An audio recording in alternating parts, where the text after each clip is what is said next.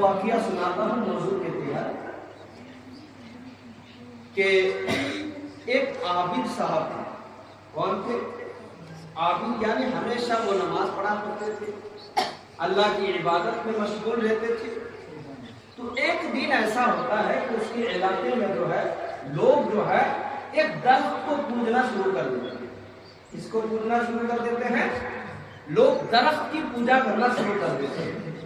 اب اس عابد صاحب کو آیا غصہ، اور جلال میں آ کر کے وہ عابد صاحب جو ہے کلہاڑی اٹھاتے ہیں، اور اٹھانے کے بعد اس درخت کو کاٹنے کے لیے دوڑ پڑتے ہیں.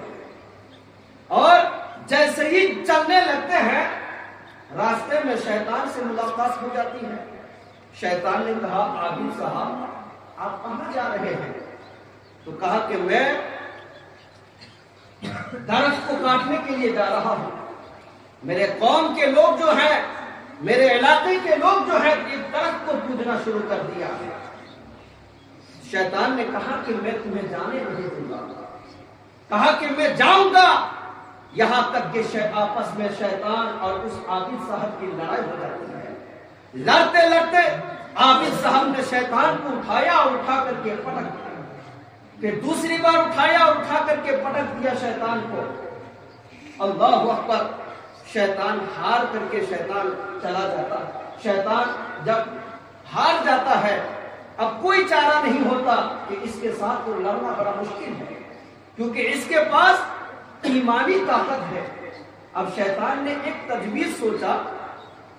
اس نے کہا کہ عابد صاحب آپ اس درخت کو کاٹنے کے پیچھے کیوں پڑے ہوئے ہیں؟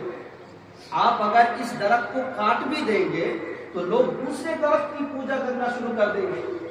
تو اس سے بہتر آپ ایک کام کیجئے، آپ کو نماز پڑھیے، اور نماز پڑھنے کے بعد جب آپ مصلی اٹھائیں گے تو مصلی کے نیچے جو ہے میں روزانہ ایک اشرفی رکھ دیا کروں گا، اور آپ نماز بھی پڑھیے گا اور اس اشرفی سے آپ اپنے فیملی کو بھی لے کر کے چلیے گا، اور جو پیسہ آپ کے پاس رہے گا اس سے صدقہ خیرات زکات وغیرہ بھی دیجیے گا.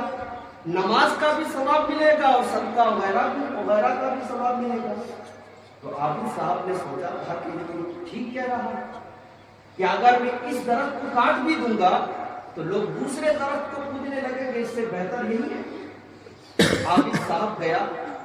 دوسرے دن فجر کے نماز پڑھا. نماز پڑھنے کے بعد جیسے مصلی اٹھایا تو دیکھا واقعی میں اشرفی لیا. تیسرے دن ایسے دیکھا. چوتھے دن ہفتے تک چلا. اس کے بعد پھر اشرفی آنا بند ہو گئی. اب کیا ہوا؟ جیسے ہی اشرفی آنا بند ہو گیا مصلی اٹھایا، دیکھا کہ اشرفی نہیں ہے. پھر اس دن کیا کیا؟ عابد صاحب کلہاڑی اٹھاتے ہیں اور اٹھانے کے بعد پھر اس درخت کو کاٹنے کے لیے چل پڑتے ہیں.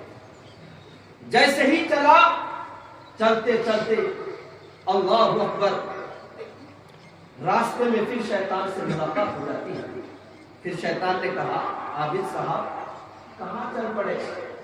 تو کہا کہ میں درخت کو کاٹنے کے لیے جا رہا ہوں. کہا کہ کیوں جا رہے ہیں؟ کہا کہ میرا اشرفی آنا بند ہو گیا ہے، اس لیے میں اب کاٹنے کے لیے جا رہا ہوں درخت کو. تو کہا کہ اچھا. ہاں. کہا کہ اب میں تمہیں جانے نہیں دوں گا. کہا کہ دیکھتا ہوں تو کیسے روکتا. کہا کہ شیطان نے کہا پھر میں بھی دیکھتا ہوں کہ تو کیسے اس درخت کو کاٹنے کے لیے جاتا. اس بار پھر آپس میں لڑائی ہو جاتی ہے. اس بار کیا ہوتا ہے صاحب کہ شیطان نے جو ہے عابد کو اٹھا کر کے پٹک دیا.